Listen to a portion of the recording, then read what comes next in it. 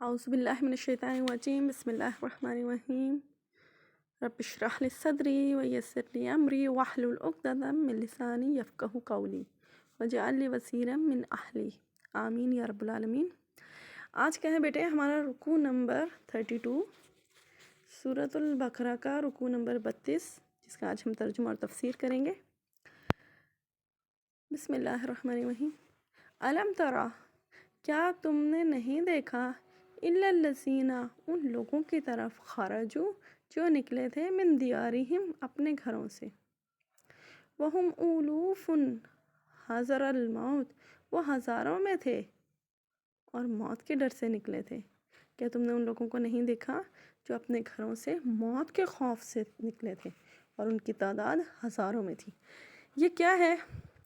اس کے بارے میں ہم دیکھتے ہیں کہ بنی اسرائیل، سورہ بقرہ جو ہے وہ مدنی سورت ہے، اور مدینہ میں ہم دیکھتے ہیں کہ یہود جو تھے وہ بستے تھے بڑی تعداد میں، یعنی مسلمانوں کی اکثریت تھی۔ مدینہ میں جو دو بڑی قومیں آباد تھیں، اور بھی تھیں، کئی مشرکین بھی تھے، بت پرست بھی تھے، اور بھی لوگ تھے، لیکن جو بڑی دو قومیں آباد تھیں ان میں ایک مسلمان تھے، اور جو مہاجرین اور انصار کے کہلاتے تھے، اور دوسرا جو تھے وہ یہود تھے۔ تو یہود اہل کتاب تھے، ان کو جب ایمان لانے کے لیے کہا جاتا تھا تو وہ جھٹلاتے تھے اللہ کے رسول کو۔ ان کی تاریخ جو ہے وہ یہی ہے، پوری تاریخ ان کی تقریباً سورہ بقرہ میں بتائی گئی ہے کہ وہ لوگ کیا کیا کچھ کرتے تھے، کس طرح سے انبیاء کو جھٹلاتے تھے، کس طرح سے انبیاء سے بحث کرتے تھے، سوالات کرتے تھے، انبیاء کے احکامات کو ماننے سے انکار کرتے تھے۔ بہرحال انہی کے حوالے سے جو ہے آگے ہم پھر بیچ میں کچھ جو تھے وہ معاشرتی احکامات آ گئے تھے، جن میں طلاق، رضاعت، عدت، مہر اور مہینوں کے حوالے سے یہ سارے آئے تھے۔ اب پھر وہی ٹاپک جو ہے وہ یہود ہی کے کارستانیوں کے حوالے سے آتا ہے کہ یہود کیا کرتے تھے۔ تو ان میں آتا ہے کہ کیا تم نے دیکھا ان لوگوں کو جو نکلے تھے اپنے گھروں سے، ہزاروں میں تھے وہ، اور موت کے خوف سے نکلے تھے۔ ہوا یہ تھا کہ ایک بستی تھی بنی اسرائیل کی، جہاں پر کہ ایک وبائی مرض پھوٹ پڑا۔ وبائی مرض ایسے ہوتے ہیں جیسے کرونا، وبا ہے نا، ایک سے دوسرے کو لگتی ہے۔ وبائی مرض کہتے ہی اس کو ہیں جو ایک سے دوسرے کو، دوسرے سے تیسرے کو، تیسرے سے چوتھے کو لگتی ہے، اور جس کو لگتی جاتی ہے وہ بندہ ہلاک ہو جاتا ہے۔ اس میں کوئی طاعون، اس طرح کی طاعون کی بیماری ہوتی ہے نا، وہ اس طرح کی کوئی بیماری وہاں پھیلی۔ اب وہ لوگوں نے کیا کیا کہ جن کو لگی سو لگی، جو بچ گئے تھے نا، جو اس بیماری سے محفوظ تھے، انہوں نے موت کے خوف سے کہ ہمیں لگی تو ہم بھی مر جائیں گے، وہ لوگ وہ بستی چھوڑ کر بھاگ نکلے۔ ان کی تعداد ہزاروں میں تھی جو بھاگے تھے۔ اب ہوا یہ کہ وہ جا کر اپنا شہر چھوڑ کر دو پہاڑوں کے درمیان ایک وسیع میدان میں جا کر مقیم ہو گئے۔ کیا بستی کو چھوڑ دینا اور پہاڑوں میں جا کر مقیم ہو جانا اللہ کی تقدیر کو بدل سکتا ہے؟ کبھی بھی نہیں بدل سکتا۔ موت سے وہاں وہ بھاگے تھے، کیا وہاں ان کو موت نہیں آنی تھی؟ موت تو وہاں بھی آ جانی تھی۔ جو انسان دنیا میں آیا ہے اس نے اپنی موت کا مزہ تو چکھنا ہے، کہ نفس کا، ہر نفس نے، ان نفس نہیں کیسے ہے، اچھا بہرحال کہ ہر نفس نے، ہر انسانی جان نے جو ہے موت کا مزہ چکھنا ہے۔ یہ آیت مبارکہ ہے۔ اچھا اس کے بعد کیا ہوا کہ وہ وہاں آ کر آباد ہو گئے، تو اللہ تعالیٰ کو ان کی یہ حرکت جو تھی وہ پسند نہیں آئی۔ ایسی صورت میں کیا ہوا، اللہ تعالیٰ نے دو فرشتوں کو بھیجا جو ان پہاڑوں کے دونوں سروں پر آئے، اور انہوں نے ایسی آواز نکالی کہ اس آواز کے خوف سے وہ لوگ مر گئے، اور سب کے سب مر گئے۔ کمال یہ ہوا، وبا میں تو جس کو وبا لگتی ہے وہ مرتا ہے، جو کوئی بچ بھی جاتے ہیں، جس طرح کرونا میں جس کے لیے تقدیر نے لکھا تھا مر جانا وہی مرا، باقی تو نہیں مرے۔ بہت سے لوگ کرونا ہونے کے بعد سروائیو بھی کر گئے ہیں، لیکن اب چونکہ یہ لوگ بھاگے تھے موت کے خوف سے، لہٰذا ایسی صورت میں کیا ہوا کہ اللہ نے ان سب کو مار دیا، کہا مر جاؤ۔ فقال لهم اللہ موتوا، اللہ نے ان کو کہا مر جاؤ، ثم احیاہم، پھر انہیں زندہ کیا۔ اب وہ سب کے سب مر گئے، ان کی لاشیں پڑی تھیں، گل رہی تھیں، سڑ رہی تھیں، اور کھلے میدان میں اس طرح سے پڑی تھیں کہ کوئی ان کا کفن دفن کرنے والا بھی نہ تھا۔ عرصہ دراز کے بعد کہا جاتا ہے کہ حضرت حزقیل علیہ السلام کا وہاں سے گزر ہوا، اور ان بوسیدہ ہڈیوں کو دیکھ کر انہوں نے اللہ سے دعا کی کہ یا اللہ ان کو دوبارہ زندہ کر دے۔ چنانچہ ان کی دعا سے وہ دوبارہ زندہ ہوئے اور پھر ایک دوسرے کو دیکھ کر اپنی غلطی کا احساس کرنے لگے کہ ہم وہاں موت سے بھاگے تھے، موت تو ہمیں یہاں بھی آ گئی۔ بہرحال پھر ان کو شرمندگی ہوئی، اپنی غلطی کا وہ احساس کرنے لگے۔ اس سے ہمیں جو پتہ چلا وہ کیا ہوا کہ تقدیر الہی کے مقابلے میں جو اللہ نے آپ کے لیے تقدیر لکھ دی ہے نا، آپ کی کوئی تدبیر بھی کارگر نہیں ہو سکتی، آپ کی تدبیر آپ کو اسے بچا نہیں سکتی۔ جہاد سے یا تعاون وغیرہ سے بھاگنا، اس سے آپ کو کیا لگتا ہے کہ آپ کی جان بچ جائے گی؟ جان بچانے کا تو یہ ذریعہ نہیں ہو سکتی، اس سے نہیں تو کسی اور چیز سے، مر تو بہرحال جاؤ گے، کیونکہ جو شخص بھی دنیا میں آیا ہے اس نے مرنا ہے، اور مرنے کے لیے آپ کی جو جگہ، جو سانسیں اللہ نے مقرر کر دی ہیں، وہاں پر جب جیسے ہی سانس مکمل ہو جائے گی، آپ کے لیے جو جگہ، جو وقت اللہ نے لکھا ہے اس جگہ پر آپ لازمی پہنچ جاؤ گے، اور وہاں پر آپ کو لازمی موت آ جائے گی، کیونکہ موت کا وقت معین ہے، اس میں نہ تو کمی ہو سکتی ہے اور نہ زیادتی ہو سکتی ہے۔ دوسری چیز جو ہمیں اس سے سمجھ آئی وہ یہ تھی کہ جس شہر میں کوئی وبا پھیل جائے، کوئی وبائی مرض، طاعون ہو یا کوئی بھی وبائی مرض ہو، وہ پھیل جائے تو وہاں سے بھاگ کر دوسری جگہ جانا جائز نہیں ہے۔ آپ وہیں رہیں اور اپنی تقدیر کا انتظار کریں کہ اللہ نے اگر آپ کے لیے لکھی ہوگی تو آپ کو موت آئے گی، نہیں ہوگی تو نہیں آئے گی۔ رسول پاک صلی اللہ علیہ وسلم کے ارشاد میں اس پر اتنا اضافہ اور ہے کہ دوسرے لوگوں کو وہاں نہیں جانا چاہیے۔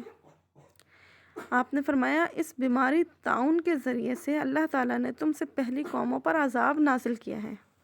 سو جب تم سنو کہ کسی شہر میں طاعون یا وبائی مرض پھیل رہا ہے تو وہاں نہ جاؤ، یعنی جو دوسرے لوگ ہیں، دوسرے شہروں کے لوگ ہیں، وہ اس وبائی شہر میں نہ جائیں اور نہ اس شہر اور بستی کے لوگ وہاں سے نکلیں۔ کہا نہ تو تم اس بستی میں جاؤ، اور اگر کسی شہر یا بستی میں یہ مرض پھیل جائے اور تم وہاں موجود ہو تو وہاں سے نکل کر نہ بھاگو، وہیں انتظار کرو۔ اگر آپ کی تقدیر میں زندگی ہوگی تو کوئی مرض بھی آپ کو نہیں مار سکتا، اور اگر آپ کے لیے موت لکھی ہے تو اس بستی سے اگر آپ نکل بھی جاؤ گے تو موت تو پھر بھی آئے گی، جس طرح سے کہ ان لوگوں کو آئے کہ یہ اپنے گھروں سے نکلے تھے موت کے خوف سے، اور ان کی تعداد ہزاروں میں تھی، پھر اللہ نے کہا ان کو مر جاؤ تو وہ مر گئے۔ ثم احیاء، پھر اس نے انہیں زندہ کیا۔ ان اللہ لذو فضل علی الناس، اور بے شک اللہ تعالیٰ تو لوگوں پر فضل کرنے والا ہے، ولیکن اکثر الناس لا یشکرون، لیکن اکثر لوگ جو ہیں وہ شکر گزار نہیں ہوتے، یعنی شکر گزاری کی طرف لوگ کم ہی مائل ہوتے ہیں۔ اکثر لوگ جو ہیں وہ شکر ادا نہیں کرتے، ان کو کوئی نعمت ملے، کوئی فضل ملے تو وہ اس کو اپنی محنت اور اپنی کاوشوں کا ثمرہ سمجھتے ہیں کہ میں نے محنت کی تھی، میں نے ایفرٹس کی تھی، میں نے ایسا کیا تھا، یہ میری محنتوں کا نتیجہ ہے، میری کاوشوں کا نتیجہ ہے۔ یعنی اللہ کی رحمت اور اس کی مہربانی کو وہ پس پشت ڈال دیتے ہیں، بھول ہی جاتے ہیں، یکسر فراموش کر دیتے ہیں کہ ہاں اللہ کی رحمت سے ایسا ہوا ہے، ایسا تو کبھی نہیں کہتے۔ یہی تو غلطی کرتا ہے انسان، اسی لیے تو کہا کہ ان میں سے اکثر جو ہے اللہ جہان والوں پر، لوگوں پر فضل کرتے ہیں، لیکن لوگ کم ہی شکر ادا کرتے ہیں۔ وَقَاتِلُوا فِي سَبِيلِ اللَّهِ، اور تم لڑو اللہ کے راستے میں ان سے، وَاعْلَمُوا، اور جان لو، ان اللہ سمیع علیم، کہ بے شک اللہ سننے والا ہے اور جاننے والا ہے۔ ٹھیک ہے کہ جہاد سے اگر آپ بچ کر بھاگتے ہیں، جیسے طاعون سے بچ کر بھاگے کہ وہاں بھی موت نظر آتی تھی، دونوں صورتوں میں ہو گیا نا، دونوں کی بات ہو گئی، تو بھی وہاں سے نہیں بھاگنا۔ اور جہاد اگر لازم ہو جاتا ہے کہ اللہ کی رضا کے لیے، اللہ کے راستے میں جو ہے لڑو، جانے دو دین کو بچانے کے لیے، تو وہاں سے بھی نہیں بھاگنا۔ تو کہاں اللہ کے راستے میں لڑو اور جان لو کہ اللہ سننے والا ہے اور جاننے والا ہے۔ اللہ تعالیٰ تمہاری فریادیں سنتا ہے، تمہاری دعاؤں کو بھی سن رہا ہوتا ہے، جو اس لمحے تم دعا کر رہے ہوتے، اور تمہاری نیتوں سے، تمہارے حال احوال سے، تمہاری کیفیت سے واقف بھی ہے، اللہ تعالیٰ جان رہا ہوتا ہے اس کو۔ من ذا الذی، کون ہے جو یقرض اللہ قرضا حسنا، اللہ کو قرض حسنا دے، فَيُضَاعِفَهُ لَهُ أَضْعَافًا كَثِيرًا، کہ وہ اس کو اس کے لیے کئی گناہ بڑھا دے۔ اب یہاں کیا ہوا کہ اللہ رب العالمین نے قرض کو اپنے مال خرچ کرنے کو اپنے ذمے قرض لے لیا۔ پیچھے ہم نے پڑھا کہ اللہ جس پر اپنا فضل کرتا ہے تو اس کو چاہیے کہ اللہ کا شکر گزار ہو، اور لوگ اکثر کم ہی شکر گزار ہوتے ہیں، ایسے ہی پڑھا نا۔ اب اس میں کیا ہوا کہ فضل جو ہے، مال بھی فضل میں آتا ہے، صحت بھی فضل میں آتی ہے، صلاحیتیں بھی فضل میں آتی ہیں، اللہ کی طرف سے نعمتیں اور برکتیں، ہر چیز فضل میں آتی ہے، اولاد بھی فضل میں آتی ہے، حسن و جمال، خوبیاں، صلاحیتیں، ہر چیز اللہ کی طرف سے آپ کو عطا کی گئی ہے۔ وہ اللہ کا فضل ہے کہ وہ اللہ تعالیٰ جس کو جو صلاحیت دیتا ہے، عطا کرتا ہے، یہ اللہ کا اس کے اوپر فضل ہوتا ہے، لہٰذا مال بھی اللہ کا فضل ہے۔ اب مال کو جو اللہ کی راہ میں خرچ کرتا ہے، اللہ تعالیٰ اس کو کہتا ہے اس نے سمجھو مال لوگوں کے اوپر خرچ نہیں کیا بلکہ مجھے قرضہ دے دیا۔ اللہ اس مال کو جو لوگوں کے فلاح و بہبود کے لیے، لوگوں کی مدد کے لیے آپ خرچ کرتے ہیں، اپنے ذمے اس کو قرض تصور کر لیتا ہے۔ کہا تم میں سے کون ہے، کون ہے یقرض اللہ قرضا حسنا، جو اللہ کو بہترین قرض دے، یعنی اللہ کی رضا کے لیے بہترین مال خرچ کرے، بہترین سرمایہ خرچ کرے، بہترین لوگوں کے انداز میں لوگوں کی دیکھ بھال کرے، تو جو بھی مال وہ خرچ کرے گا وہ اللہ تعالیٰ اس کو اپنے لیے قرض سمجھ لیتا ہے۔ کہا اللہ کو اچھا قرض دے، قرضاً حسنا، اچھا قرض دے، فَيُضَاعِفَهُ لَهُ، کہ وہ اس کو بڑھا دے، لہو اس کے لیے، ٹھیک ہے، کہ وہ اس کو بڑھا دے اس کے لیے، اضافاً کثیرہ، کئی گنا، کہ اللہ تعالیٰ کئی گنا بڑھا کر وہ اس کو واپس کرتے ہیں۔ اور اگر ہم احادیث میں دیکھیں تو اللہ تعالیٰ جو ہے اپنے بندوں سے جو مال خرچ کرتا ہے، بندہ جو اللہ کی رضا میں خرچ کرتا ہے، کہا 10 دنیا میں 70 آخرت میں، اور 70 سے 700 گنا، اور جتنا زیادہ چاہے گا اللہ تعالیٰ اس کے لیے بڑھا دے گا، جتنا بھی چاہے گا۔ وَاللَّهُ يَقْبِضُ وَيَبْسُطُ وَإِلَيْهِ تُرْجَعُونَ، اور اللہ ہی تنگی بھی کرتا ہے اور فراخی بھی کرتا ہے۔ کسی کے اوپر تنگی کر دی ہے، کسی کے اوپر فراخی کر دی ہے، تاکہ فراخی والا تنگی کے والے کے اوپر خرچ کرے، ٹھیک ہے، تنگی اور فراخی۔ اور پھر یہ کہ اگر تم اللہ کی راہ میں خرچ نہیں کرو گے، اپنے مال کو روک کر رکھو گے، تو مال کیا ہمیشہ تمہارے پاس رہے گا؟ آہستہ آہستہ ختم ہو جائے گا وہ تمہارا سرمایہ، پھر تم تنگی میں بھی آ جاؤ گے۔ اللہ تعالیٰ دے کر بھی آزماتا ہے، اللہ تعالیٰ لے کر بھی آزماتا ہے، لہٰذا اللہ تعالیٰ کی آزمائش میں پورا اترنے کی کوشش کریں۔ اللہ تعالیٰ نے اگر مال دیا ہے تو اللہ کی رضا کے لیے، اللہ کے خوشنودی حاصل کرنے کے لیے ان مقامات پر خرچ کریں، ان جگہوں پر خرچ کریں جہاں اللہ نے حکم دیا ہے۔ اور اگر تنگی ہے تو بھی اس تنگی مفلسی میں بھی ہر حال میں اللہ کا شکر کریں، خوشحالی میں بھی اور تنگی میں بھی۔ تنگی ہے تو اللہ تعالیٰ کی طرف سے جو اگر پریشانی آئی ہے، آزمائش آئی ہے، تو اللہ کا پھر بھی شکر ادا کرتے رہیں کہ یا اللہ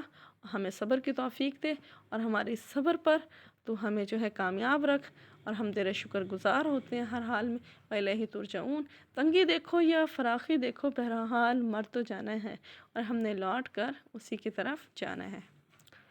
ٹھیک ہے۔ اس میں جو ہے ایک اور چیز جو ہے میں بتاتی ہوں کہ جو مسلمان دوسرے مسلمان کو قرض دیتے ہیں، یہ قرضہ دینا اللہ کے راستے میں اس مال کے 2 دفعہ صدقہ کرنے کے برابر اجر ملتا ہے۔ پھر اسی طرح ایک اور جگہ پر اللہ تعالیٰ نے فرمایا کہ جو کوئی اللہ کی رضا کے لیے مال خرچ کرتا ہے، اس کی مثال ایسے ہے جیسے ایک دانہ جس کو اس نے زمین میں بویا، اور اس سے 7 بالیں نکلیں، اور ہر بال میں 100 دانے ہوں، اور اللہ تعالیٰ اس سے بھی زیادہ جس کے لیے چاہتا ہے اس کو بڑھا دیتا ہے۔ یعنی اندازہ کریں کہ 1 روپیہ جو آپ نے اللہ کے رضا کے لیے خرچ کیا، اس کے بدلے میں اللہ تعالیٰ فرماتا ہے کہ وہ دانہ ایسے ہے جیسے اپنے زمین میں بو دیا، وہ ختم ہو گیا۔ زمین میں بوئے ہوئے دانے کو آپ واپس نہیں نکال سکتے۔ اسی طرح کہا جو مال آپ نے اللہ کی راہ میں خرچ کر دیا وہ تو خرچ ہو گیا، لیکن اللہ تعالیٰ اس کے بدلے میں آپ کو واپس کتنا کرے گا کہ اس دانے سے 7 بالیں اگے، ایک پودا نکلا، پودے میں 7 بالیں نکلی، اور 7 بالوں میں ہر بال میں 100 دانے ہیں، یعنی اتنا وہ آپ کو ریٹرن کرے گا، آپ اندازہ بھی نہیں کر سکتے۔ لہٰذا اللہ کی راہ میں مال خرچ کرتے چلے جائیں، ٹھیک ہے۔ اس کے بعد آگے ہم دیکھتے ہیں الم تر الی الملاء اور کیا تم نے نہیں دیکھا اس جماعت کو من بنی اسرائیل، جو بنی اسرائیل کی تھی، من بعد موسیٰ، موسیٰ کے بعد، اس قالو، انہوں نے کہا اپنے نبی سے، موسیٰ کے بعد جب کہا انہوں نے نبی لہم وبعث لنا ملکن، کہ اپنے نبی سے کہا کہ اس وقت جو ہے جو ان کے جو نبی تھے، جو ان کے تربیت کر رہے تھے، جو ان کی دیکھ بھال کر رہے تھے، اور جو ہے ان کی اصلاح کے لیے جس کو بھیجا تھا، تو اس کو انہوں نے کہا، وہ بوڑھے ہو گئے تھے، یہ ان کو کہا جاتا ہے کہ یہ حضرت اسماعیل علیہ السلام تھے اس وقت ان کے، کہا کہ ہمارے لیے مقرر کر دو مالکن، ایک بادشاہ، نقاتل فی سبیل اللہ، تاکہ ہم اس کی قیادت میں اللہ کے راستے میں جنگ کریں، لڑیں۔ یہ جو ہے طالوت اور جالوت کے قصے کے نام سے مشہور ہے۔ اس کے بارے میں کہا جاتا ہے کہ 1000 سال قبل مسیح کا واقعہ ہے، یعنی حضرت مسیح علیہ السلام کی پیدائش سے، حضرت عیسیٰ علیہ السلام کی پیدائش سے تقریباً 1000 برس پہلے کی بات ہے، جبکہ حضرت موسیٰ ان میں آ کر گزر چکے تھے۔ اس وقت کی جو قوم تھی نا، قوم عمالقہ، یہ بڑی کوئی جابر اور ظالم قوم تھی۔ اس نے بنی اسرائیل کے اوپر حملہ کیا اور فلسطین کا اکثر علاقہ ان سے چھین لیا، اور چھیننے کے بعد کیا ہوا کہ ان کو جو ہے اپنا باج گزار بنایا، ان کے اوپر ظلم کیا، اور اس کے ساتھ ساتھ ان کے پاس ایک صندوق تھا جس کو یہ اپنے لیے مبارک تصور کرتے تھے، اور وہ تبرکات سے بھرا ہوا تھا۔ تبرکات کہتے ہیں نا کہ جس میں حضرت موسیٰ اور حضرت ہارون علیہ السلام کے باقیات تھے۔ اس میں کیا تھے کہ اس میں حضرت موسیٰ علیہ السلام کا عصا تھا، اور وہ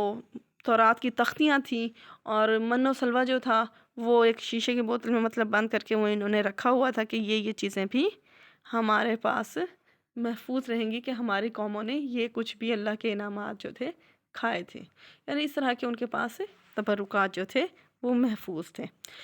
ان کو یہ تھا کہ یہ بنی اسرائیل اس کو اپنے لیے باعث مبارک سمجھتے تھے، ہر جنگ میں اس کو اپنے ساتھ آگے رکھتے تھے، اور کہتے تھے کہ اس کی وجہ سے جو ہے اللہ تعالی ہمیں فتح نصیب فرمائے گا اس کی برکت سے۔ لیکن فتح کسی چیز کی برکت سے نہیں ملتی، فتح جو ملتی ہے وہ آپ کی اپنی ثابت قدمی سے ملتی ہے۔ اللہ کے اوپر آپ کا یقین پختہ ہو، ثابت قدم ہوں آپ، اور پھر جنگ کریں، پھر اللہ تعالیٰ آپ کو فتح نصیب کراتا ہے۔ کسی چیز کی برکت سے نہیں ایسے بہرحال آپ کو وہ فتح نصیب ہوتی۔ ان کا کانسیپٹ یہ تھا کہ جی اس صندوق کے، یہ جو تبرکات کا صندوق ہے، اس کو اگر ہم اپنے ساتھ رکھیں گے تو ایسے میں کیا ہوگا کہ اللہ تعالیٰ ہمیں فتوحات اس کی برکت سے دے گا۔ وہی ہوا،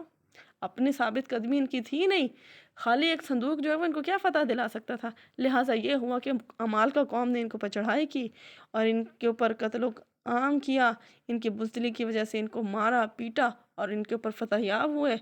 اور ان کو اپنا غلام بنایا، اور ساتھ میں وہ جو تبرکات کا صندوق تھا نا، جس کو یہ سمجھتے تھے کہ ہمارے لیے بہت مبارک ہے، برکتوں والا ہے، اس صندوق کو بھی وہ اپنے ساتھ لے گئے۔ اب فلسطین کا علاقہ ان سے چھن چکا تھا، اور یہ غلامی میں زندگی بسر کر رہے تھے، لہٰذا ایسے میں ان کا سرداروں نے اس چیز کو محسوس کیا۔ بنی اسرائیل کے بارے میں آتے ہیں کہ یہ بنی اسرائیل جو ہے حضرت یعقوب علیہ السلام کی قوم تھی، ان کے اسرائیل انہی کا لقب ہے، اور ان کے 12 بیٹے تھے، جن کی آگے اولادیں جو ہیں وہ 12 بڑے بڑے قبیلوں میں تقسیم ہو گئی تھی۔ ہر بیٹے کی اولاد جو تھی وہ ایک بڑا قبیلہ بن گئی تھی، لہٰذا یہ جو بنی اسرائیل، پھر یہی قوم جو تھی، یہ پوری ایک قوم جو تھی، یہ بنی اسرائیل کہلاتی تھی۔ لہٰذا ان کے سرداروں نے، یعنی ہر قبیلے کا جو اپنے سردار تھے، انہوں نے اس بات کی ضرورت کو محسوس کیا کہ اب ہم میں سے جو ہے وہ کوئی ایک شخص ایسا ہو، طاقتور بادشاہ بنے،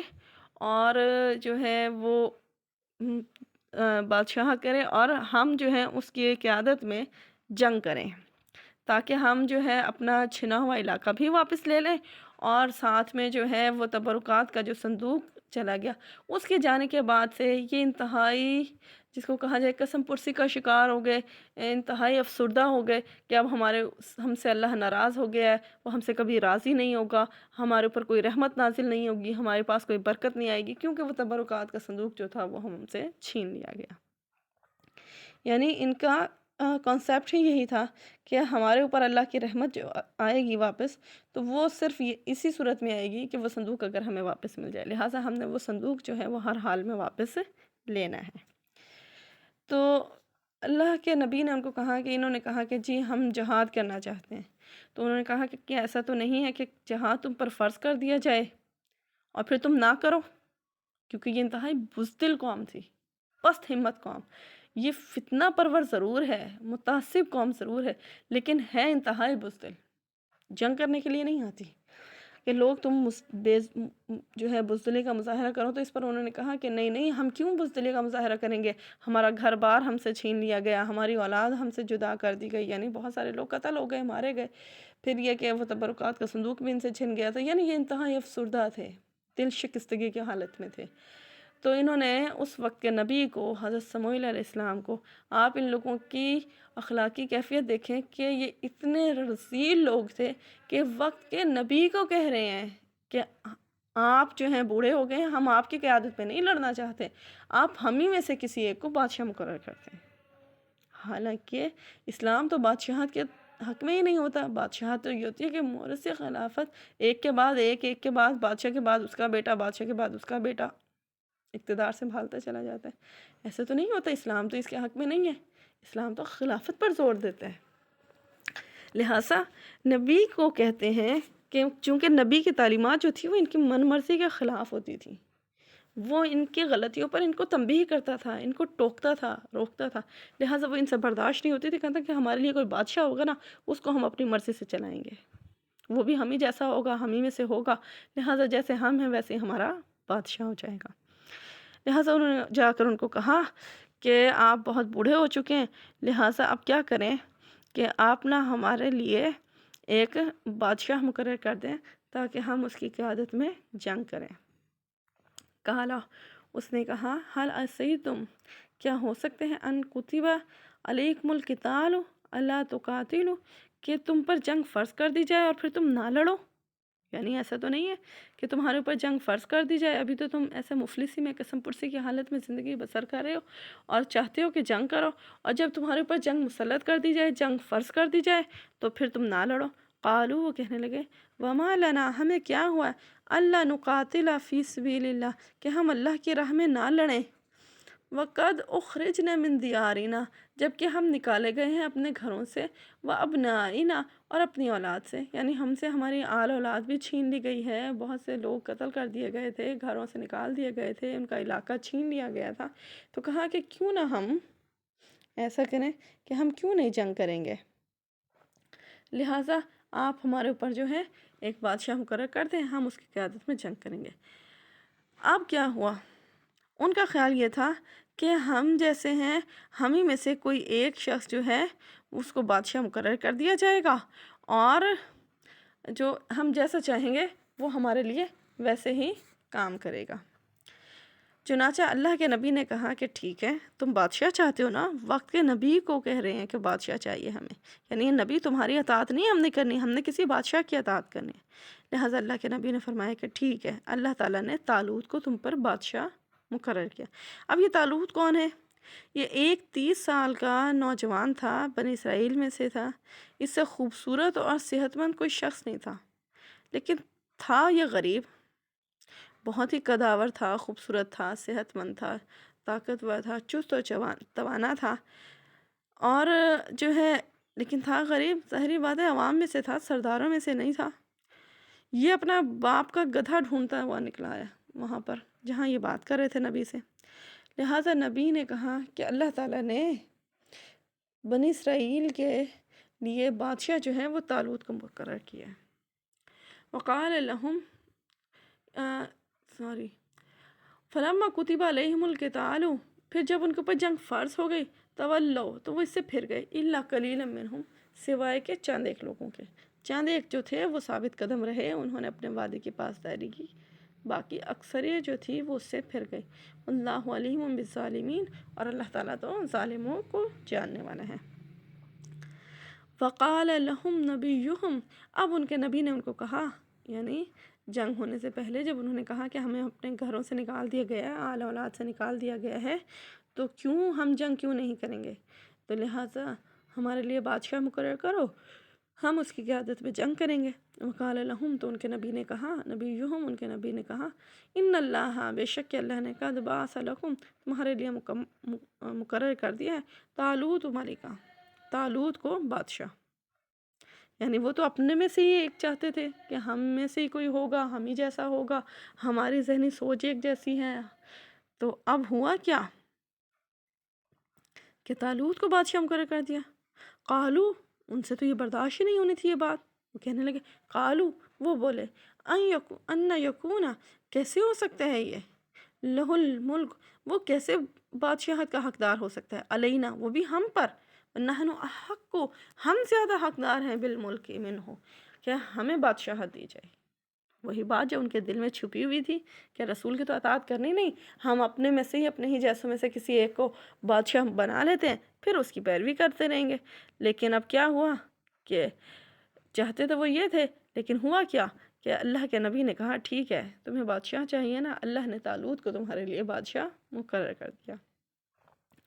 اب وہ تھا تو عوام میں سے، بنی اسرائیل میں سے ضرور تھا، لیکن سرداروں میں سے نہیں تھا۔ وہ تو اپنے باپ کا گدھا ڈھونڈتا ہوا وہاں آ نکلا۔ اللہ کے نبی نے کہا یہ طالوت ہے اور اس کو اللہ نے تمہارے لیے بادشاہ مقرر کیا ہے۔ تو وہی ان کے جو دل کی حسرت تھی اب وہ زبان پر آ گئی کہ اس کو ہمارے اوپر بادشاہت کیسے مل سکتی ہے، ہم اس بادشاہت کے زیادہ حقدار ہیں۔ وَلَمْ يُؤْتَ سَعَةٌ مِّنَ الْمَالِ، اس کو تو مال میں وسعت بھی نہیں دی گئی، یعنی وہ تو سردار بھی نہیں ہے، اس کو تو مال بھی وسعت نہیں ہے، غریب عوام میں سے وہ ایک شخص ہے، لہٰذا اس کو ہمارے اوپر جو ہے کس طرح سے بادشاہت مل سکتی ہے۔ قالا، اس نے کہا، یعنی نبی نے کہا، ان اللہ اصطفاہ، اللہ نے اس کو چن لیا، علیکم، تم پر، اللہ نے اس کو تمہارے لیے چن لیا ہے، وزادہ بسطۃ فی العلم، اور اس کو دنیاوی مال نہیں دیا نا، لیکن اس کو وسعت دی گئی ہے علم میں، والجسم، اور جسم میں، یعنی حسن صلاحیت اور حسن صحت اور علم جو ہے اللہ تعالیٰ نے اس کو عطا فرمایا ہے، یعنی بہترین صحت عطا فرمائی ہے، لمبا چوڑا تگڑا نوجوان تھا، خوبصورت صحت مند انسان تھا وہ۔ اور پھر دوسری بات یہ کہ واللہ یؤتی ملکہ من یشاء، اور اللہ جس کو چاہتا ہے اپنا ملک دے دیتا ہے، یعنی یہ تو زمین، اقتدار، یہ تو اللہ کی ہے، وہ جس کو چاہتا ہے دے دیتا ہے۔ اس کی نظر میں کیا بادشاہ اور کیا فقیر، کیا شاہ اور کیا گدھا، کوئی امیر ہے یا غریب، اس سے تو اس کو کوئی فرق نہیں پڑتا۔ تم نے بادشاہ چاہا تھا، اللہ نے تمہاری بات سن لی اور تمہارے لیے بادشاہ اس کو مقرر کر دیا۔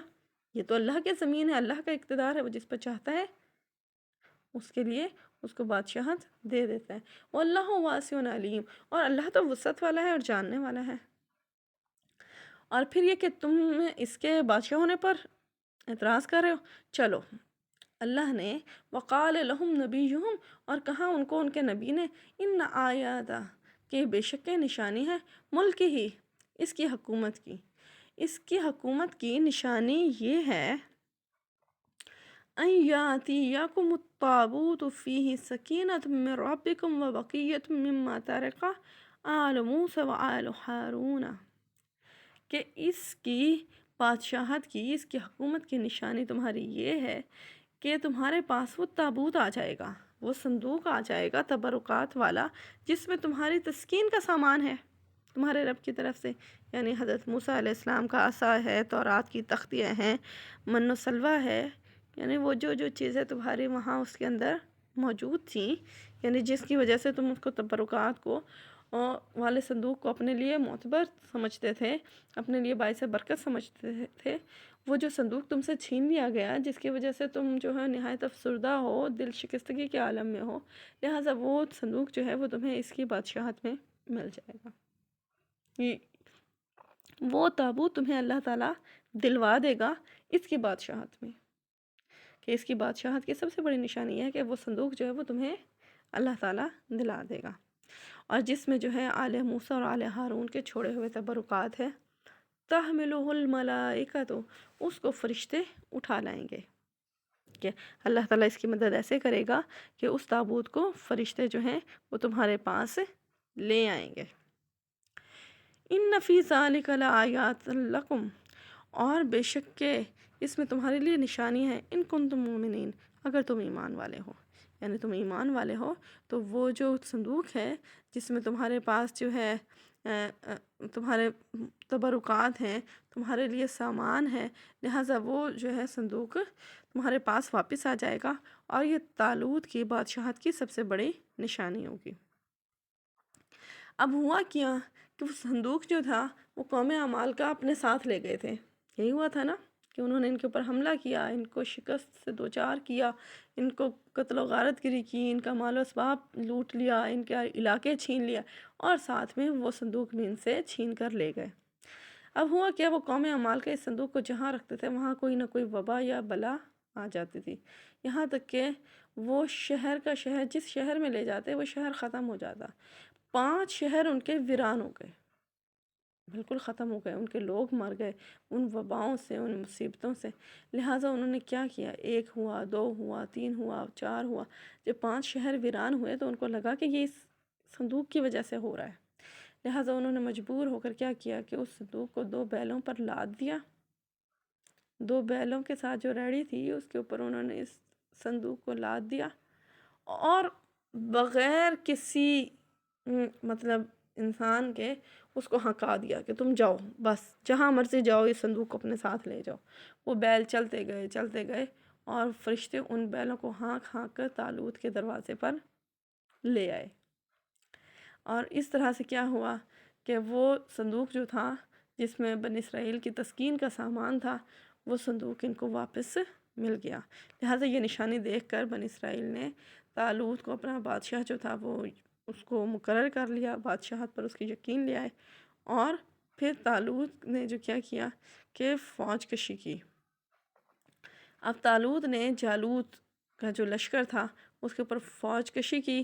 موسم انتہائی گرم تھا، اور جو ہے آگے ہم کل انشاءاللہ پڑھیں گے کہ پھر اس کی فوج کو خوب پیاس لگی۔ طالوت نے کہا کہ تمہاری اب راستے میں پانی ختم ہو گیا، پانی کا جو ذخیرہ تھا وہ ختم ہو گیا، لہٰذا ایسے میں اب کیا ہوگا کہ ایک نہر آئے گی۔ اس کے بعد طالوت نے اپنی قوم سے کہا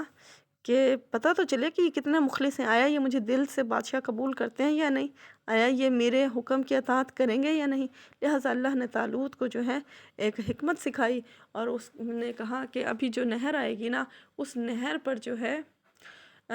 اس سے تمہارا جو ہے امتحان ہے، جو اس میں سے موسم کی حدت، پیاس کی شدت، نہر کا ٹھنڈا اور میٹھا پانی جو ہے وہ تمہارے لیے آزمائش اور امتحان بن جائے گا، لہٰذا جو کوئی بھی اس آزمائش میں سے گزرے گا وہی میرے ساتھ رہے گا، اور باقی جو ہیں وہ میرے ساتھ نہیں ہوں گے۔ اب ہوا یہ کہ وہ طالوت جو ہے اس نے کہا کہ اب اس نہر سے تمہاری آزمائش یہ ہوگی کہ تم نے اس میں سے پانی نہیں پینا۔ ایک تو موسم کی شدت، گرمی کی شدت، اوپر سے جناب پیاس، پھر نہر کا ٹھنڈا پانی سامنے موجود ہے، رواں تازہ چلتا ہوا۔ یہ تو بہت بڑی آزمائش تھی کہ لو جی، پیاس کی شدت کی وجہ سے، موسم کی گرمی ہے، شدت ہے، حدت ہے، اور پھر ہم پانی ملے اور پھر پانی نہ پئیں، یہ کیسے ہو سکتا ہے؟ اس نے کہا جو پانی پیے گا میں تصور کروں گا کہ وہ مجھ میں سے نہیں ہے، اور جو پانی نہیں پیے گا سوائے اس کے کہ ایک آدھ چلو اس میں سے بھر کر اپنا حلق تر کر لے، بس اس کو میں سمجھوں گا کہ وہ میرے ساتھ ہے۔ اس سے آزمائش یہ تھی کہ طالوت یہ دیکھنا چاہتا تھا کہ آیا کہ جنگ کے وقت کون میرے ساتھ ہوگا، کون میری بات پر عمل کرے گا اور کون نہیں کرے گا، کیونکہ جو لوگ ابھی پانی کی بات نہیں مان رہے وہ جنگ میں میری بات کیسے مانیں گے۔ دوسری بات یہ ہے کہ جو صرف پیاس سے نڈھال ہو کر مر رہے ہیں، ان کے لیے اگر ان کو سخت محنت کرنا پڑی، جفا کشی کرنی پڑی، ان کو قتل و غارت گری کرنی پڑی، اس میں قتل و جہاد میں تو قتل بھی ہوں گے، قتل کرنا بھی پڑے گا، اپنی جانیں بھی دینی پڑیں گی، ثابت قدمی بھی دکھانی پڑے گی، اور پیاس اگر ملتی ہے، پیاس بھوکے بھی رہنا پڑے گا، پیاسے بھی رہنا پڑے گا، ہر حالت میں جو ہے ثابت قدم اور صبر و استقلال کا پیمانہ بننا پڑے گا۔ اسی سے پتہ چل جائے گا کہ جو لوگ پانی پر اگر صبر کر لیں گے تو وہ ان حالات پر بھی صبر کر لیں گے، ان سختیوں پر بھی صبر کر لیں گے جو جنگ میں آگے پیش آنے والی ہیں، اور جو پانی پر صبر نہیں کریں گے وہ ان سختیوں پر بھی عمل کو بھی برداشت، ان سختیوں کو بھی برداشت نہیں کر سکیں گے، ان پر بھی ثابت قدم نہیں ہوں گے۔ لہٰذا روح البیان نے حضرت عبداللہ بن عباس کے حوالے سے روایت کیا ہے کہ اس قصے میں 3 قسم کے لوگ شامل تھے۔ نمبر 1، ناقص الایمان، جنہوں نے پیٹ بھر کر پانی پیا اور چلنے پھرنے کے قابل ہی نہ رہے۔ دوسرے وہ جو کامل تھے، جو امتحان میں پورے اترے مگر انہیں اپنی قلت کی فکر لاحق تھی کہ اب کیا ہوا کہ پانی پیا اور اکثریت نے پی لیا، تھوڑے سے لوگ رہ گئے جنہوں نے ثابت قدمی دکھائی۔ اب ثابت قدم جو لوگ رہے جنہوں نے پانی نہیں پیا، ان کی تعداد تو تھوڑی ہے، وہ کہہ رہے ہیں کہ اب کیا ہوگا، ہم تو ہیں ہی، تھوڑے سے رہ گئے، اکثریت تو ہماری جو تھی انہوں نے تو ثابت قدمی نہیں دکھائی۔ تیسرے وہ لوگ جو انتہائی اکمل تھے، جن کو اللہ کی ذات پر مکمل بھروسہ تھا، انہوں نے کہا کہ کوئی بات نہیں، کم ہے تو کیا ہوا، اللہ کی مدد اور اس کی فتح و نصرت تو ثابت قدمی کے ساتھ مشروط ہے، ہم کم بھی ہوئے تو کیا ہوا، اللہ کے اوپر ہمارا یقین تو پختہ ہے۔ اور ایسا ہوتا ہے کہ اللہ تعالیٰ بہت سی بار پر چھوٹے چھوٹے گروہوں سے بڑے بڑے لشکروں کو شکست دلوا دیتے ہیں۔ لہٰذا یہ ہوا کہ طالوت والوں نے جالوت والوں کو اللہ تعالیٰ کے حکم سے شکست دے دی، اور داؤد علیہ السلام نے، جو کہ اس وقت طالوت کے لشکر میں تھے اور اس وقت تک ان کو نبوت نہیں ملی تھی، انہوں نے جالوت کو قتل کر دیا۔ اس کے بعد اللہ تعالیٰ نے داؤد علیہ السلام کو نبوت بھی عطا فرمائی اور سلطنت بھی عطا فرمائی۔ اس رکوع میں یہی سارا تھا۔ اس کی ڈیٹیل جو ہے مزید، یہ جو ہم نے پڑھا طالوت کے جنگ کا، یہ ہم انشاءاللہ کل پڑھیں گے۔ السلام علیکم ورحمۃ اللہ وبرکاتہ۔